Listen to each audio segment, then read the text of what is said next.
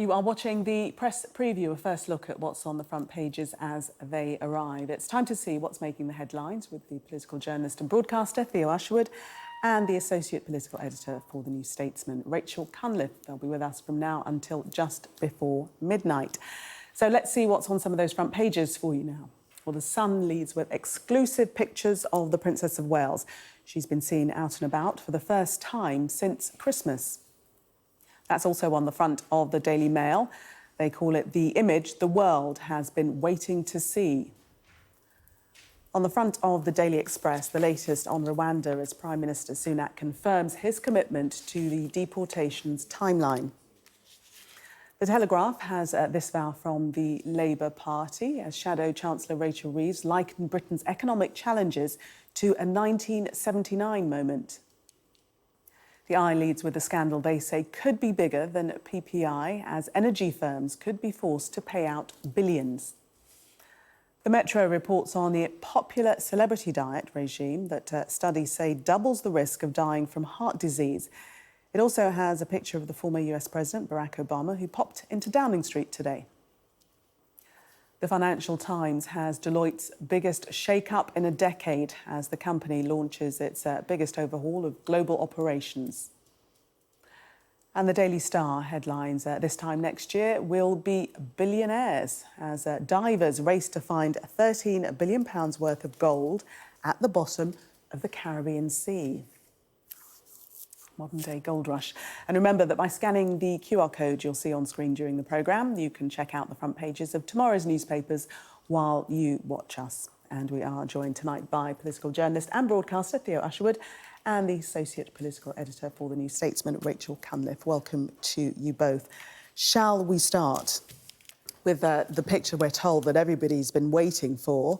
The Sun front page. Great to see you again, Kate. The first time she's actually been seen since Christmas, Theo.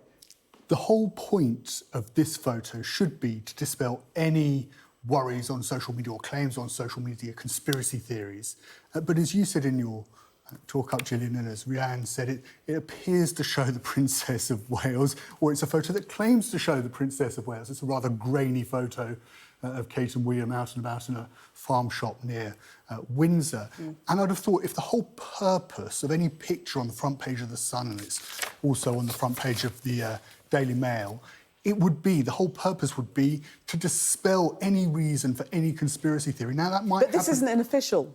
This isn't an official. This is a bystander. I would have thought they would want to do something official. Now, of course, it's all a bit too late. This should have been done, or there should have been a way of doing this a few weeks ago. And of course, previously, the press offices and the press teams of the royal family would have relied on quite a convivial relationship with editors, newspaper editors, to ensure that things like this didn't get out of hand. But we live in the world of social media now, where things can very quickly spiral out of control. It has spiraled out of control, and now we have this picture. And of course, I'm sure it's a genuine picture, and the couple look to be enjoying themselves on a relaxing trip to their shop. But it's not necessarily the slam dunk, given how conspiracy theories spread on social media, that will put this all to bed, although, of course, the Mail and the Sun are hoping that it will be. Rachel, do you think that the palace should have issued an official photo by now? Is that what people want to allay their fears? I think the palace has really got this whole thing wrong from a comms perspective repeatedly. So there were all kinds of rumours swirling because she hadn't been seen for a number of months, even though we had been informed that she would be recovering until after Easter.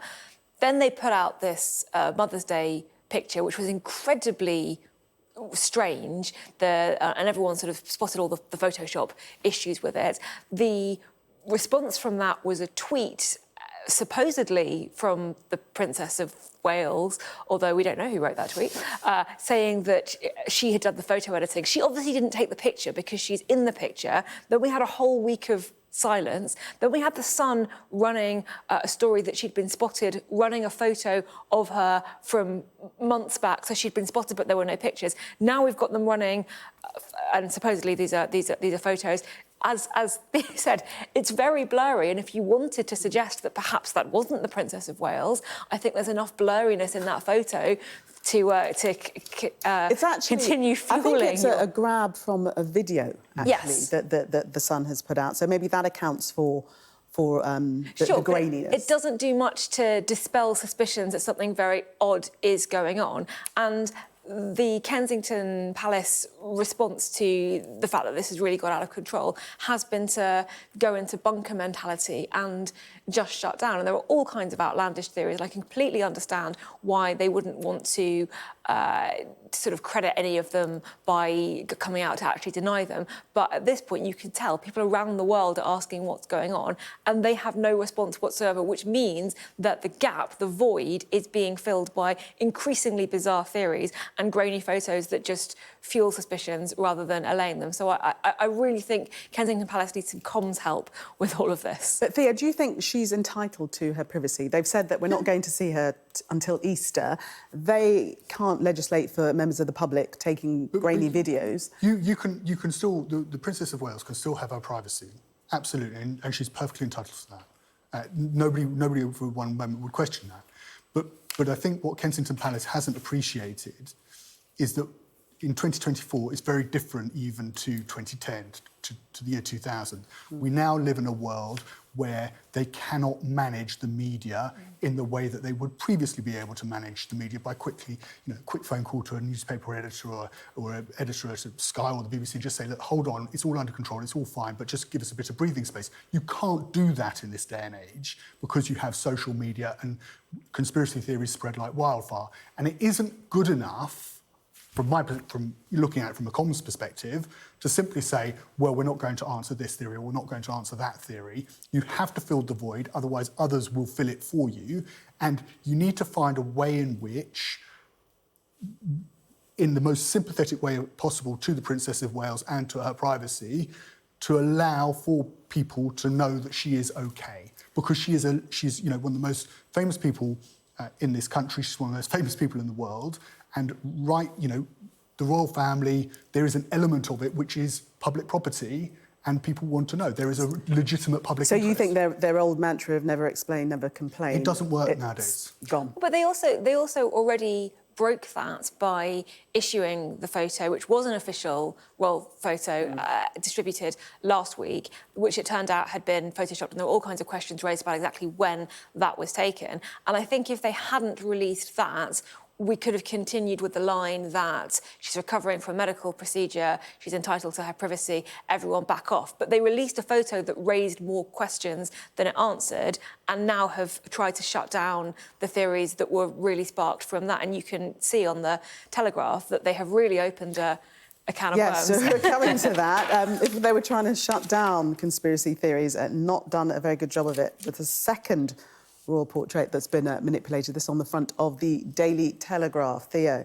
This is a little bit, Rachel and I were playing a little bit of a game of almost like spot the difference. Can you spot the indiscrepancies, I should say, in this photograph? How many did you find?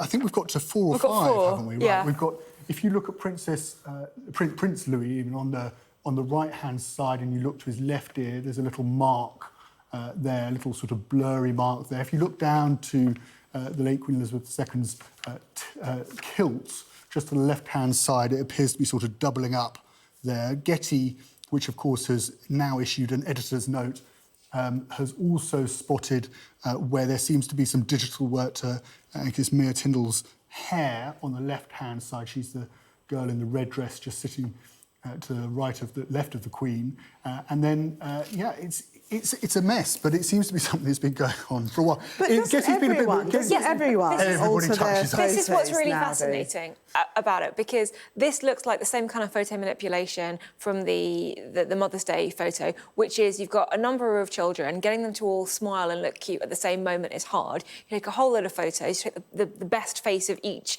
child, and then you put them all together. And that's fine, and I'm sure lots of people do that. I have no idea how to do that, by the way, but, cool trick if you can do it. The issue is that these photos have been submitted as part of the historical record, and they're not accurate, they're not genuine. And I think we want to have a wider conversation about what photo editing in general we are content with if it is documentary evidence. You counting all the flaws in it. Yeah, sorry. But the other thing but essentially, it's not a crime, though. No, it's not. It's not a crime. They haven't done anything wrong, or have they? By not flagging it, but I think maybe. But what's more interesting, I think, is whether they've done anything wrong or not, is that the news agencies and the picture agencies were clearly going along with it. This is a photo from 2022, and they were kind of going along with this. Now that we've had that photo that came out last week, Getty has come out and said, yeah, this isn't okay either. And I think that shows that the relationship, the dynamic between the royal family and the press has been fundamentally damaged by this, and they're not playing along in the way that they used to. Yeah. But just be normal. You've got 10 children sitting down on a sofa with Granny, or great Granny even. Why not just be normal and accept that of those 10 children, not all 10 are going to smile? At the exact same time. At the exact same time. It would be a magic trick. The public doesn't want them to be normal. They want them to be perfect. Well, then that's a problem with us then, isn't it? But actually, the lesson of Queen Elizabeth II was she was everybody's grandmother. She was everybody's mother. She had that ability as the Queen to transcend the royal family and actually be one of us. That was the whole thing. Not to be aloof and not to be lording it over us. That was her magic, as I remember it. And I don't understand why the palace can't perhaps take a leaf from her book and how she managed her image and her public relations, and just accept that that the royal family isn't perfect. It's just like us, and kids are going to scowl, kids are going to stick their tongues out, and they're not going to necessarily play ball, and just take a normal picture and issue that to the press. I think that would be a much better strategy. The thing is, I mean, this probably pictures. didn't just start happening with the Mother's Day photo. This has probably been going on for a very long time. We've only sort of probably got wise to it now. And this is what I mean about it showing a breakdown in relations between the palace and the press, that behaviour that was clearly accepted by news outlets, whether it was because they were accepted it while Queen Elizabeth was still alive or whether there's something else going on. Now it isn't. And I think you've seen that as well with the foreign press reporting on all kinds of stories that I don't think they would have done a couple of years ago. Something has changed as a result of the scandal. And I think the sooner Kensington Palace realises that and kind of gets on board and gets a new comms strategy, the better it will be for them. Last royal story. The Daily Mail, Harry and Meghan, they've been downgraded by the palace. How so, Theo?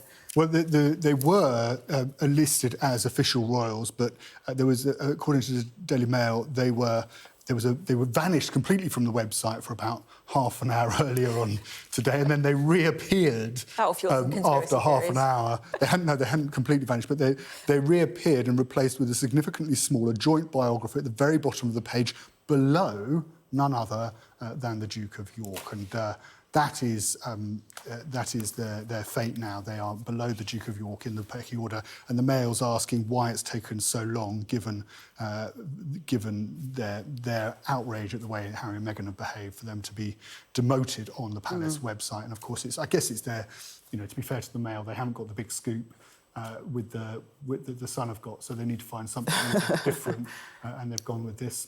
Can you imagine being in the room where they discuss, we should probably downgrade Harry and Meghan, how should we do it? If you take them off the website, there'll be conspiracy theories. What if we put them on the website, but a joint one? How big should the text be? Should it be above Prince Andrew? They have meetings about this. Yeah. Does that not seem incredibly surreal to you?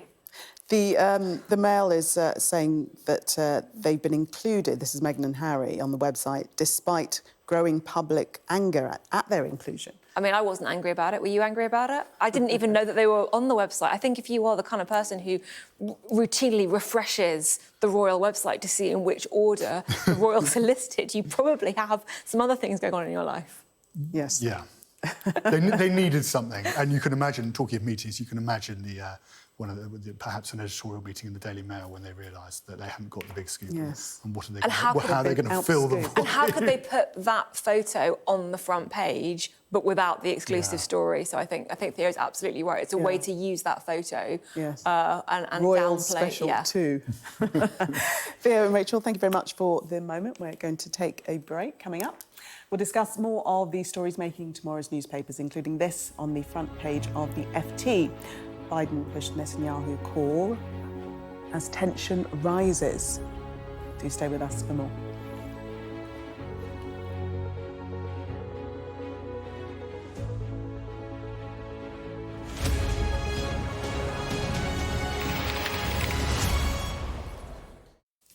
Welcome back. You are watching the press preview. Still with me, political journalist and broadcaster Theo Usherwood and the associate political editor for the New Statesman, Rachel Cunliffe. So let's have a look in this section. We're going to start with the FT and President Biden, who has spoken with Benjamin Netanyahu for the first time, we're told, in more than a month. And this comes as tensions rise with the announcement by Netanyahu that they are going to go ahead with the Rafah offensive. Joe Biden is not particularly happy about it, and he's been speaking to Benjamin Netanyahu, rejecting the argument from the Israeli leader that simply by going into Rafah, and the question of going into Rafah is the same as talking about the future of Hamas. Joe Biden and the White House administration, his national security team, are putting quite a clear line between the two, that actually you can defeat Hamas without necessarily needing to launch a full-scale military offensive against Rafah, and saying that there must be a proper humanitarian plan in place for the civilians in Rafah to ensure they can receive aid, because, of course, the city is one of the main entry points for humanitarian aid into Gaza. And I think this is this story, this singular story, is a much it indicates the growing sense of unease in the White House about the way the conflict is going in the Middle East, about Benjamin Netanyahu's handling of it. And we now know that Israel is going to send a team of officials to Washington to commence further talks and to try and pressure the White House, of course, and the Biden administration into issuing further support for any offensive in Rafah. Rachel, definitely a change in the relationship between the United States and Israel. We have seen over the past month or so the deterioration of the relationship between Biden and Netanyahu. As I said, it's been a month since they spoke. And the other thing that I think is notable is that last week the Senate Majority Leader Chuck Schumer called for fresh elections in Israel, and Biden here is praising that speech, said it was a good speech in quintessentially Biden terms, and that has obviously angered Netanyahu and angered Israel. But it is part of the sort of continuing trend towards Western leaders who were very supportive of Israel's right to defend itself after October 7th and remain supportive of Israel's right to defend itself, looking at what has happened subsequently, looking at the civilian death toll, looking at the humanitarian crisis, the famine, and trying to exert pressure on the Israeli government and the Israeli Defence Force to come up with some other way to achieve their stated goals, which remain getting the hostages back and rooting out Hamas. And I think the trend you're seeing now is conversations around whether what Israel is doing in Gaza can really be seen to be furthering those two goals. And meanwhile, Theo, we read in the Daily Telegraph that the IDF are claiming to have killed a Hamas chief inside Al-Shifa hospital. Yes, so one of their news in briefs on the front page saying that Israeli troops killed a senior Hamas commander as they took back Al-Shifa hospital, which of course they claimed was used as a base by Hamas in the north of the territory. The IDF said they engaged with dozens of gunmen who appeared to have been holed up in the hospital for months. Pockets of resistance, the Telegraph say, emerged as Israel occupation of Gaza stretches the IDF, which is now, of course, preparing to invade Rafah in the south. So this will be seen, obviously, as a win for the IDF. But again, it speaks to Al-Shifa hospital was, it's been a point of a lightning rod, if you like, within the conflict as a place, because of course people have said, well, do you need to actually go into the hospital? Do you need to criticised that they actually hit a hospital? Just a few seconds to talk about a special visitor to number 10 today, surprise visitor to many. Obama in town, paid a courtesy visit to Rishi Sunak? Certainly a surprise visit to the lobby group of Westminster journalists, because when this news broke, everyone was like, "Are you coming to Downing Street? Is he here? Where's the briefing going to be?" We're not really sure why he was there. He chatted to Sunak for about an hour. It's his first time meeting Sunak. It was a private visit, wasn't it? It was a courtesy visit. Yes. Maybe he came to see Larry the cat. I don't know. But he's in London and he dropped in to see Rishi Sunak. Might be his last chance to see him before an election.